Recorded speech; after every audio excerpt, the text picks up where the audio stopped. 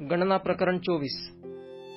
इस्रायलाला आशीर्वाद देणे परमेश्वराला बरे दिसते असे जेव्हा बलामाने पाहिले, तेव्हा तो पूर्वीप्रमाणे शकून पहावयाला गेला नाही, तर त्याने आपले तोंड रानाकडे केले. बलामाने दृष्टी वर करून पाहिले, तो इस्रायल लोक आपापल्या वंशाप्रमाणे वस्ती करून राहत आहेत असे त्याला दिसले, आणि देवाचा आत्मा त्याच्यावर उतरला. तो काव्य रूपाने आपला संदेश देऊ लागला. बौराचा पुत्र बलाम बोलत आहे, ज्याला खरोखर दिसते तो बोलत आहे, जो देवाची वचने श्रवण करीतो, ज्याला सर्व समर्थाचे दर्शन घडते, जो दंडवत घालितो, ज्याचे डोळे उघडे आहेत, त्याची ही वाणी आहे. हे याकोबा, तुझे डेरे, हे इस्रायला, तुझे निवास मंडप किती रमणीय आहेत. खजुरीच्या विस्तृत बनासारखे, नदी तीरीच्या बागांसारखे, परमेश्वराने लाविलेल्या अगरू वृक्षांसारखे, पाण्याजवळच्या गंध सरूंसारखे ते आहेत. त्याच्या मोटातून पाणी वाहील, त्याच्या बीजाला भरपूर पाणी मिळेल. त्याचा राजा अगाग राजापेक्षा थोर होईल व त्याच्या राज्याचा उत्कर्ष होईल. देवाने त्याला मिस्र देशातून बाहेर आणले आहे.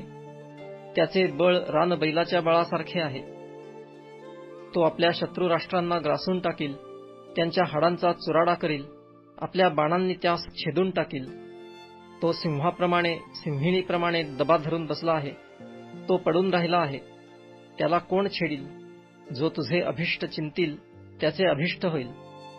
जो तुला शाप देईल त्याला शाप लागेल. बलामाचा संदेश. तेव्हा बलामावर बालाकाचा क्रोध भडकला. तो हात आपटून बलामाला म्हणाला, माझ्या शत्रूंना शाप द्यायला म्हणून मी तुला बोलावून आणले, पण तू तर 3 वेळा त्यांना आशीर्वादच दिलास. तेव्हा तू आता येथून पळ आणि आपल्या ठिकाणाकडे जा. तुझा मोठा सन्मान करीन असे मी म्हटले होते, पण परमेश्वर तुझ्या सन्मानाला आडवा आला आहे. बलाम बालाकाला म्हणाला, तू माझ्याकडे पाठविलेल्या दूतांना देखील मी असे सांगितले नव्हते काय, की बालाकाने आपले घर भरून सोने रुपये मला दिले तरी परमेश्वराच्या शब्दाबाहेर मला आपल्याच मनाने बरे वाईट काहीही करता येणार नाही. परमेश्वर सांगेल तेच मी बोलेन. पहा, आता मी आपल्या लोकांकडे जात आहेच, तरी चल, हे लोक शेवटल्या दिवसात तुझ्या प्रजेचे काय काय करणार आहेत ते तुला सांगून ठेवितो. मग तो आपला काव्यरूपी संदेश पुढे देऊ लागला. बौराचा पुत्र बलाम बोलत आहे, ज्याला खरोखर दिसते तो बोलत आहे, जो देवाची वचने श्रवण करीतो, ज्याला परात्पराचे ज्ञान आहे, ज्याला सर्व समर्थाचे दर्शन घडते, जो दंडवत घालितो व ज्याचे डोळे उघडे आहेत, त्याची ही वाणी आहे. मी त्याला पाहीन, पण तो आता दिसत नाही. त्याला न्याहाळीन, पण तो जवळ नाही.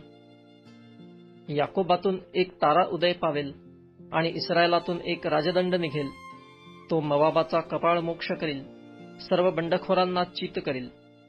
त्याचे शत्रू अदोम व सेईर हे त्याच्या ताब्यात येतील, तोवर इस्रायल आपला प्रभाव दाखविल. याकोबातून एक नियंता निघेल, तो नगरातल्या उरलेल्या लोकांचा संहार करील. मग अमालेकास उद्देशून त्याने आपला काव्यरूपी संदेश दिला. अमालेक राष्ट्रांमध्ये श्रेष्ठ होता, पण शेवटी तोही लयास जाईल. मग केनी राष्ट्राला उद्देशून त्याने आपला काव्यरूपी संदेश दिला.